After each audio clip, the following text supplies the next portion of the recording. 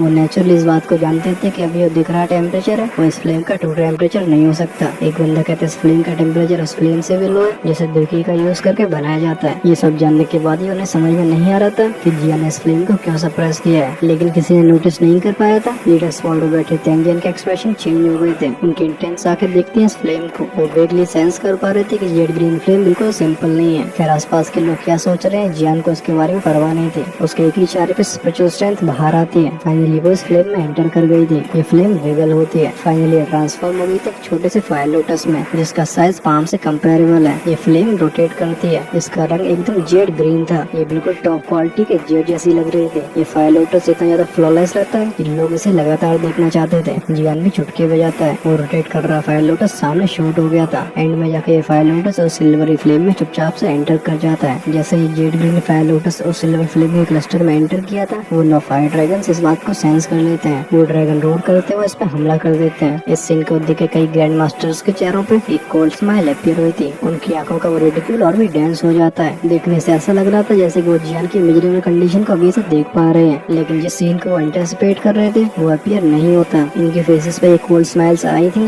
तब ये चेहरे स्टेप हो जाते हैं। इमीडिएटली सभी की आंखें अपने आई सॉकेट से बाहर आ गई थी। सिल्वरी फ्लेम के अंदर वो 9 फायर ड्रैगन्स एक फियर्स मोमेंटम के साथ उस फायर लोटस पे हमला करते हैं, लेकिन वो इंस्टेंटली स्लैविश पड़ जाते हैं। एक मोमेंट के बाद ऐसा सीन अपीयर हुआ था जिससे सभी के चेहरों पे स्टंट एक्सप्रेशन आ गए थे। वो 9 फाइटिंग ड्रैगन्स जो कि अपने आप को बादशाह समझ रहे थे, ऐसा लगता है उन्होंने एक बहुत भयानक चीज को देख लिया है। वो एकदम लाइटनिंग स्पीड में चारों तरफ भागने लगे थे। जब 9 फायर ड्रैगन्स दूर चले जाते हैं, कुछ देर बाद चुपचाप से फिर पास आने की कोशिश करते हैं, लेकिन फिर भी इन ड्रैगन्स ने फायर लोटस से थोड़ी दूरी बना के रखी थी। ये चारों तरफ चक्कर लगाते रहते हैं, लेकिन फायर लोटस पे हमला करने की इनकी हिम्मत नहीं होती। इस सीन को देख के सभी लोग डिसबिलीव फील कर रहे थे। ये पूरा हॉल ही साइलेंस मोड में चला जाता है। जो अल्केमिस्ट ग्रैंड मास्टर यहाँ पे शो का वेट कर रहे थे, उनके एक्सप्रेशंस तब कॉमिकल हो जाते हैं जब वो 9 फायर ड्रैगन्स और फायर लोटस को अलग अलग देखते हैं। अभी तांगजेन के एक्सप्रेशंस बहुत ही सॉलम हो गए थे। इस दुनिया में ऐसी बहुत फ्लेम्स नहीं है जो 9 ड्रैगन लाइटिंग फ्लेम को इतना डरा सके। और तो इस इंस्टेंट में उनके दिमाग में बात तो बिल्कुल क्लियर थी कि जियान की Z green flame definitely heavenly flames में से एक है। वो अपने मन ही मन में कहते हैं इस फ्लेम का रंग जेड ग्रीन ग्रीन है, लेकिन हेवली फ्लेम रैंकिंग में किसी भी हेवली फ्लेम का ऐसा लस्टर है ही नहीं। इसका कलर बस एक ही फ्लेम से हल्का सा मैच करता है, जो कि है green lotus core flame, but उसकी रैंक 19th है और उसका लस्टर भी इतना डेंस नहीं है। और तो और अगर यहाँ पे ग्रीन लोटस कोर फ्लेम भी आ जाती है तब भी नाइन ड्रैगन लाइटिंग फ्लेम इस तरीके से डरेगी नहीं। लगता है यंगमैन कोई सिंपल इंसान नहीं है। तांग जियान ने कभी नहीं सोचा था कि सामने खड़ा ये इतना यंग लड़का एक हेवली फ्लेम को पोजेस करेगा। ऑफ कोर्स अगर तांग जियान को मालूम पड़ता है कि जियान के पास एक हेवली फ्लेम नहीं बल्कि तीन है तो उनके एक्सप्रेशन देखने लायक होंगे। हमारा ध्यान शिफ्ट होता है उस लेडी पे जो कि तांग जियान के साइड में खड़ी हुई थी। जब वह सीन को देखती है तो उसकी आंखों में एक अनयूजुअल सा ग्लिंट फ्लैश हुआ था। ये यंगमैन जो कि उसके सामने अपीयर हुआ है ये डेफिनेटली नॉर्मल नहीं है। बस इसे ये नहीं पता था कि अगर वो इससे फाइट करती है तो इसके जीतने के कितने चांसेस हैं। जब वो रेड क्लोथ लेडी ये सोचती है तो उसके हाथों में कुंडली मचने लगी थी। अगर यहाँ की लोकेशन अप्रोप्रिएट होती तो शायद अभी तक वो ग्राउंड में जाके जियान को चैलेंज भी कर चुकी होती। ऑफ कोर्स ये पहली बार नहीं है जब उसने ऐसा कोई काम किया हो। इस लड़की के लड़की होने के बाद भी इतने कम्पिटिटिव होने की वजह से टांग जियान भी काफी हेल्पलेस फील करते हैं। हमारा ध्यान शिफ्ट होता है इन दोनों एल्डर्स पे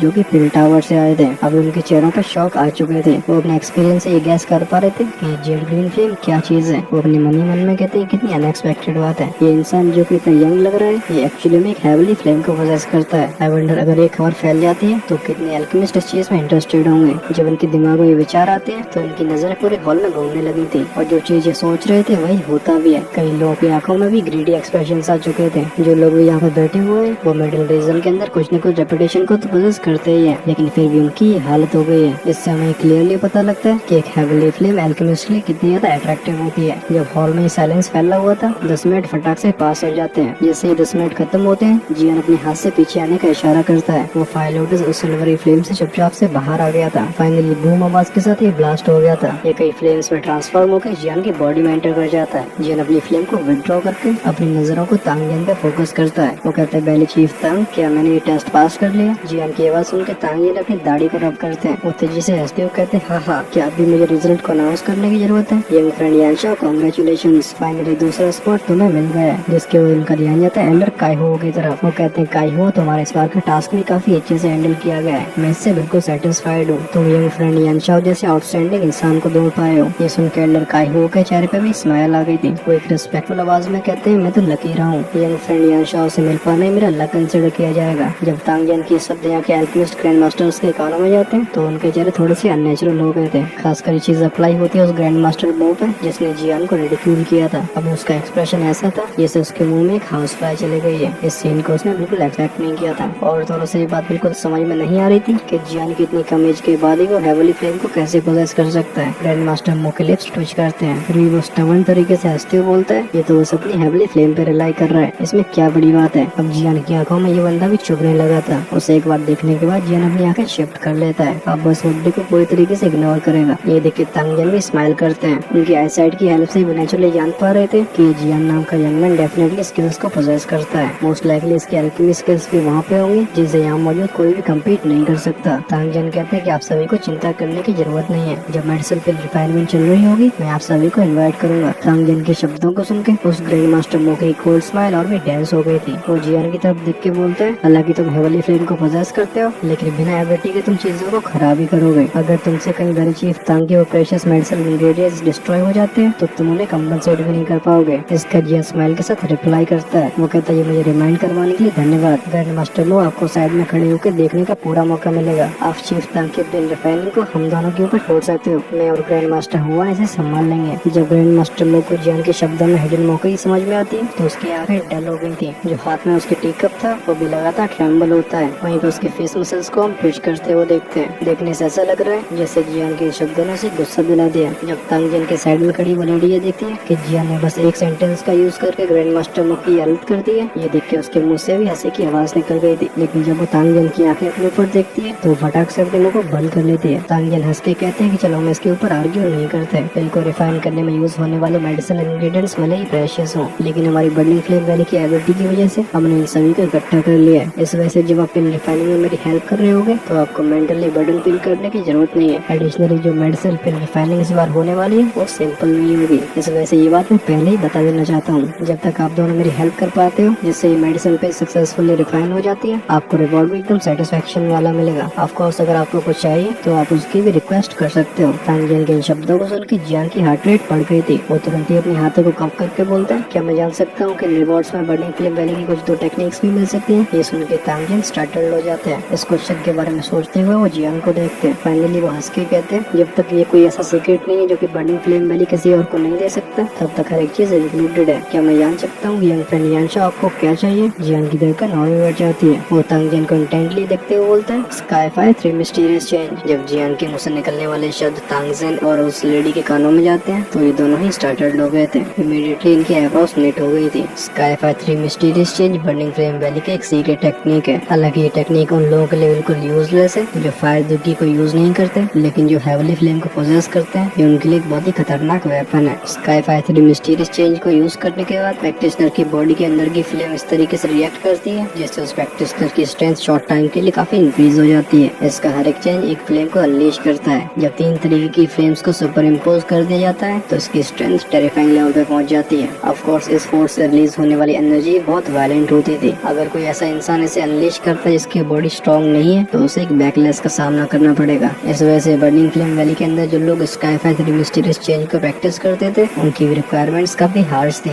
स्काईफाई 3 मिस्टीरियस चेंजेस का पैरा चेंज सिर्फ कोर डिसाइपल्स ही एक्वायर कर पाते थे। बाकी भी दोनों फैक्शंस उनके टैलेंट और कंट्रीब्यूशन पे डिपेंड करेंगे। अगर हम सच में काउंट करना चाहते हैं तो बर्निंग फ्लेम वैली में वो लोग जो कि कंप्लीट स्काईफाई 3 मिस्टीरियस चेंज को पोजेस करते हैं उनकी संख्या 10 से कम ही है। इवन वैली के जो डिसाइपल्स हैं वो भी इसके कंप्लीट वर्जन को प्रैक्टिस नहीं कर सकते। इससे ये बात क्लियर हो जाती है कि बर्निंग फ्लेम वैली इस टेक्निक को कितने अच्छे से ट्रेजर करती है। जियान की इंटेंस आंखें देख रही होती है टैंग जिन को। स्लीव्स के अंदर उसकी फिस्ट भी टाइट हो गई थी। उसे स्काईफाई 3 मिस्टीरियस चेंज की बहुत जरूरत थी। अगर यहाँ पे टैंग जिन रिफ्यूज करते हैं तो जियान को कुछ और एफर्ट्स लगाने की जरूरत पड़ेगी। जियान की इस रिक्वेस्ट की वजह से यहाँ पे मौजूद लोग भी सरप्राइज हो गए थे। किसी ने एक्सपेक्ट नहीं किया था कि जियान इतनी खतरनाक डिमांड करेगा। भले ही बाकी के लोगों के लिए स्काईफाई 3 मिस्टीरियस चेंज यूजलेस हो, लेकिन कुछ लोगों के लिए बहुत ही खतरनाक एल्योर को रखती थी। आउटसाइड वर्ल्ड में न जाने कितने लोग इसे ऑब्टेन करना चाहते हैं, लेकिन इस लड़के की डिमांड तो कुछ ज्यादा ही बड़ी है। टैंग जिन कुछ समय के लिए क्वाइट रहते हैं। फाइनली वो भी अपना सिर हिलाने लगे थे। वो जियान से कहते हैं कि sci-fi 3 mysterious change burning flame valley का एक की ट्रेजर है। रूल्स के अकॉर्डिंग ये आउटसाइडर के पास नहीं जा सकता। हालांकि मैं खुद वैली चीफ हूँ, लेकिन मैं भी रूल्स के अगेंस्ट नहीं जा सकता। इस वजह से तुम्हें कुछ और चुनना होगा। ये सुन के जियान का हार्ट भी सिंक हो गया था। लगता है उसने स्काईफाई 3 मिस्टीरियस चेंज को काफी अंडर एस्टिमेट किया है। बर्निंग फ्लेम वैली उसकी इतनी ज्यादा वैल्यू करता है। क्या उसे सिंपली गिव अप करना होगा? ये स्काईफाई 3 मिस्टीरियस चेंज ऐसी टेक्निक थी जो कि जियान के लिए एकदम टेलर मेड लगती थी। उसके पास कई तरह की हेवली फ्लेम्स हैं। जब उसके तीनों चेंजेस को एक साथ अनलीश किया जाएगा तो जियान की स्ट्रेंथ एकदम टेरिफाइंग लेवल पे पहुंच जाएगी।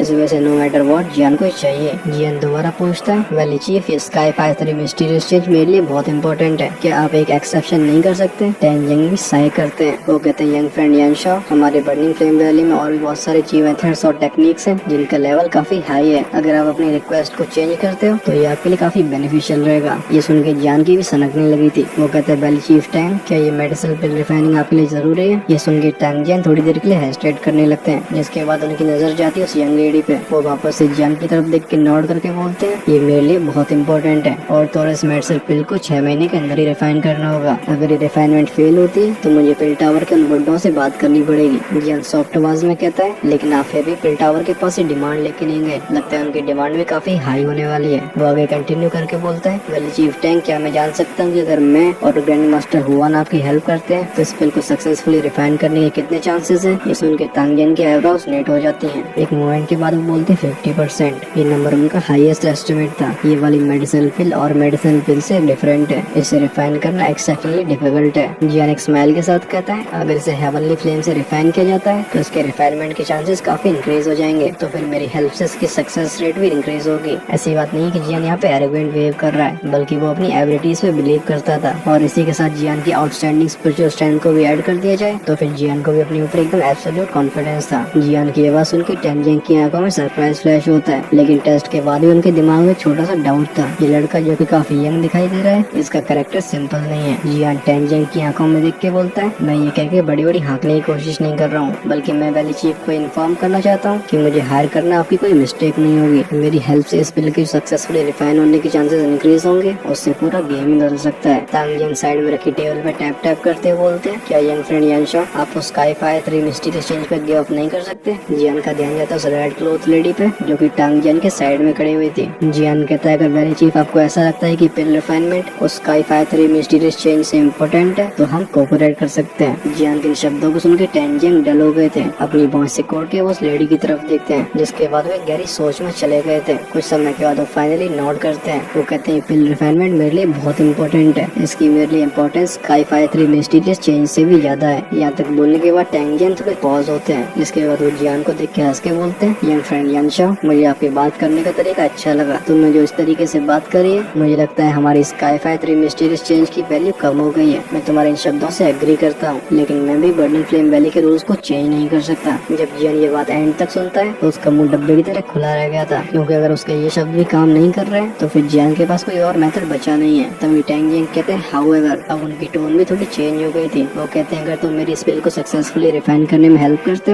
हो सकता है मैं तुम्हें एक चांस दे दूं। अगर तुम उसे ग्रैब कर सकते हो तो फिर स्काई फायर 3 मिस्टीरियस चेंज तुम्हारी हो जाएगी। इन शब्दों को सुन के जियान तुरंत ही खुश हो जाता है। भले तांग जियान ने जियान को स्काई फायर 3 मिस्टीरियस चेंज को देने का प्रॉमिस नहीं किया, लेकिन एटलीस्ट चांस था। ये चांस चाहे कितना भी ब्लीक दिख रहा हो, लेकिन ये कम से कम बर्निंग फ्लेम वैली से दुश्मनी करने से तो अच्छा ही है। जियान ने विंड लाइटिंग पवेलियन की स्ट्रेंथ को विटनेस किया था। ये burning flame valley 3 great valleys में से एक है। इसकी स्ट्रेंथ विंड लाइटिंग पवेलियन से भी खतरनाक है। इस वजह से अगर जियान इनके साथ अच्छे रिलेशनशिप्स को रख सकता है तो फिर ये उसके लिए बेनिफिशियल ही होगा। जियान टैंग जियांग की तरफ हाथ कप करके बोलता है, अगर ऐसी बात है तो मैं वैली चीफ टैंग को पहले थैंक यू बोलता हूँ। टैंग जियांग अपने हाथ को वेव करते हैं। वो एक बार साय करने के बाद बोलते हैं, तुम इतनी जल्दी थैंक्स मत बोलो, इस चांस की प्री कंडीशन है कि वो पिल रिफाइनमेंट सक्सेसफुल हो। और तो और अगर ये पिल रिफाइनमेंट सक्सेसफुल रहती भी है तब भी क्या तुम स्काई फायर 3 मिस्टीरियस चेंज को अपने साथ ले जा पाओगे, ये भी तुम्हारी एबिलिटीज ही डिसाइड करेंगी। ये सुन के जियान नोट करता है। नेचुरली वो भी जानता था कि स्काई फायर 3 मिस्टीरियस चेंज जैसी टेक्निक को इतनी आसानी से कैसे ऑब्टेन किया जा सकता है। जब टैंग जियांग देखते हैं कि कोई क्वेश्चन नहीं कर रहा है तो वो कहते हैं अगर सभी के सवाल खत्म हो चुके हैं तो आप सभी को अपने गेस्ट रूम से वापस लौट जाना चाहिए। जिसके बाद वो एल्डर काइहो की तरफ इशारा करते हैं। एल्डर काइहो तुरंत ही सबके सामने आए थे। वो अपने दोनों हाथ कप करके बोलते हैं, आप सभी प्लीज मुझे फॉलो करो। ये देख के सभी लोग खड़े हो गए थे। सबसे पहले वो टैंग जियांग की तरफ हाथ कप करते हैं, जिसके बाद वो चले गए थे एल्डर काइहो के साथ। जियान की टोली के जाने के बाद ये बड़ा हॉल दोबारा साइलेंट हो जाता है। तांग जियांग के चेहरे से स्माइल भी डिसअपियर हो जाती है। हम उन्हें गहरी सांस लेते हुए देखते हैं। वो रेड क्लॉथ लेडी अपने फादर की तरफ देख के बोलती है, फादर क्या आप सच में स्काई फायर 3 मिस्टीरियस चेंज को यानशाओ को देने वाले हो? वो तांग जियांग को देखते हुए अपने लोअर लिप को बाइट कर रही थी। इसकी बात सुन के तांग जियांग की आंखों में अफेक्शन फ्लैश हुआ था। वो कहते हैं, तुम भी जानती हो कि वाली मेडिसिन पिल तुम्हारे लिए कितनी ज्यादा इम्पोर्टेंट है। जब तुम 9 ड्रैगन लाइटिंग फ्लेम से फोर्सफुली मर्ज होना चाहती थी तो तुम्हें उसका बैकलैश का सामना भी करना पड़ा। हालांकि तुम्हारी जान तो बचा ली गई है, लेकिन तुम्हारी बॉडीज में हिडन इंजरीज है। अगर ये कंटिन्यू ऐसा चलता रहता है तो फिर 1 साल के अंदर ही तुम्हारी लाइफ फोर्स एग्जॉस्ट हो जाएगी। वो खड़े होकर उस लेडी के कंधे पे हाथ रख के बोलते हैं, जो यानशाओ ने बोला था इस पिल को रिफाइन करने की सक्सेस रेट कुछ वैसी ही है। ये बहुत हाई नहीं है। ऑल्दो ये इंसान काफी यंग है, लेकिन मैं ये कह सकता हूँ कि ये ट्रू एबिलिटीज को पोजेस करता है। उसकी हेल्प के साथ इस पिल रिफाइनमेंट के सक्सेसफुल होने के चांसेस काफी बढ़ जाएंगे। ये सुन के उस लेडी की आंखें थोड़ी लाल हो जाती हैं। वो कहती है, लेकिन स्काई फायर 3 मिस्टीरियस चेंज हमारी बर्निंग फ्लेम वैली की टॉप सीक्रेट टेक्निक है। अगर फादर आपने एग्री कर भी दिया है तब भी एल्डर काउंसिल को समझाना बहुत मुश्किल होगा। ये सुन के तांग जियांग स्माइल के साथ बोलते हैं, मैंने ये भी कहा था कि मैं यानशाओ को बस चांस ही दे रहा हूँ। उस समय मैं उसे कोड डिसाइपल्स का ट्रीटमेंट एंजॉय करने दूंगा जब तक उसके पास एबिलिटीज है और वो टेस्ट की रिक्वायरमेंट्स को फुलफिल कर लेता है। एल्डर काउंसिल भी कुछ नहीं बोलेगा। आफ्टर ऑल मैं भी वैली चीफ हूँ। ये सुन के वो रेड क्लॉथ लेडी नॉड ही कर सकती थी। वो अपनी दांती मीचती हुई कहती है, सब उसी की गलती है, वो कुछ ज्यादा ही डिमांड कर रहा है। तांग जियांग हंस के कहते हैं, हालांकि वो लड़का मनचाहे बिहेव करता है, लेकिन वो एबिलिटीज को पोजेस करता है। वो इतनी कम एज में एक हेवनली फ्लेम को सबड्यू कर पाया है। अगर इसकी हेल्प किसी एक्सपर्ट ने करी होगी तो इसे एक्सप्लेन करा भी जा सकता है, लेकिन अगर ये काम उसने सिर्फ अकेले किया होगा तो ये कुछ ज्यादा ही टेरिफाइंग बात है। वो कहते हैं उसने जानबूझ के अपने चेहरे को छुपाया है, लेकिन उसकी एक्चुअल एज भी उसके चेहरे जैसे ही होगी। मैंने मिडिल रीजन में किसी ऐसे इंसान के बारे में कभी नहीं सुना जो इतनी कम एज में 7th टियर का अल्केमिस्ट बन गया हो। आई थिंक ये यानशाओ भी फेक नेम होगा। वो लड़की बड़बड़ाती हुई बोलती है, ये अपने हेड को हाइड करके अपनी टेल को दिखा रहा है। लगता है ये बनना अच्छा नहीं है। लगता है उसने जियान से छोटी सी दुश्मनी कर ली है। आखिर ये बात सही भी है, क्योंकि जियान ने पिल रिफाइनमेंट का यूज करके तांग जियांग को स्काई फायर 3 मिस्टीरियस चेंज के लिए फोर्स किया है। ये सुन के तांग जियांग अपना सिर हिलाते हैं। एक बार उसे यंग लेडी के सर को पैट करने के बाद वो लार्ज हॉल से बाहर जाने लगे थे। उनके पीछे से आवाज आती है, ठीक है अब तुम बड़बड़ाना बंद करो,